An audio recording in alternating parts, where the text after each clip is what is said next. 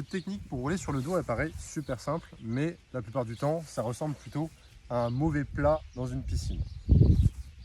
Et ça fait très mal. Donc, comment est-ce qu'on peut éviter de se faire mal et au contraire bénéficier de l'apprentissage de rouler sur le dos? C'est une compétence qui va ensuite permettre de mieux connaître son schéma corporel et au final de transposer ça sur tout un tas d'autres mouvements qui vont pouvoir nous permettre d'explorer la nature. Alors, comment est-ce qu'on peut faire?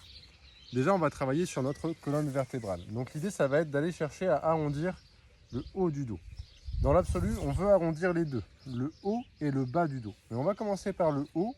Je conseille de venir pousser les épaules vers l'avant. Donc on va faire comme si on voulait repousser quelque chose. Ou alors on peut juste essayer comme si on voulait se recroqueviller et se faire tout petit.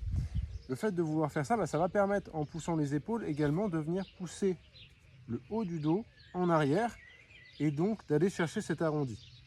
Une fois qu'on l'a, donc moi je conseille au départ d'essayer de faire ça plusieurs fois parce que souvent on est bloqué et on n'y arrive pas, donc c'est quelque chose qui doit se redévelopper avec le temps. Et puis ensuite, on va essayer de ramener ses genoux près de soi. Pourquoi? Parce que quand on les ramène, ça va automatiquement venir arrondir le bas du dos.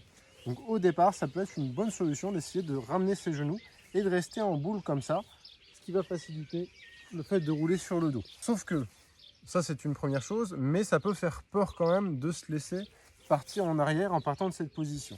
Donc là, il y a plusieurs solutions. On peut mettre un gros coussin derrière nous, par exemple. Et puis, on va aussi travailler sur justement cette sensation de chute. C'est-à-dire que moi, ce que je conseille au départ, c'est d'arriver à rester dans cette position et de tenir l'équilibre. Juste ça déjà, c'est pas évident pour certaines personnes. Ça fait travailler son périnée, donc c'est toujours bon à prendre.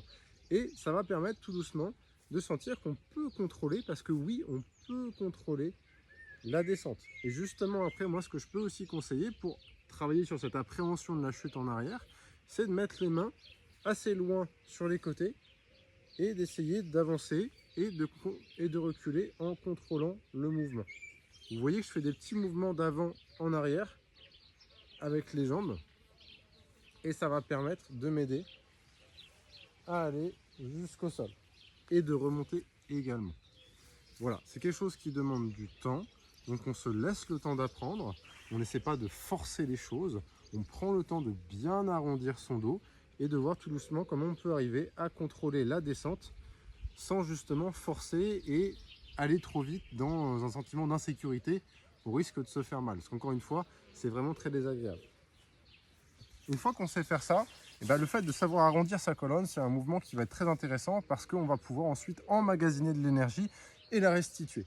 Et donc ce principe-là, c'est un principe qu'on va retrouver dans plein de mouvements, dans l'escalade, dans les sauts, donc des compétences plus évoluées mais qui sont nécessaires. Et c'est pour ça qu'on commence toujours par le sol, parce que c'est comme ça qu'on arrive à construire quelque chose de durable, une vraie éducation physique naturelle qui part du développement de l'enfant avec des mouvements au sol pour aller ensuite chercher des mouvements un peu plus intenses, un peu plus complexes.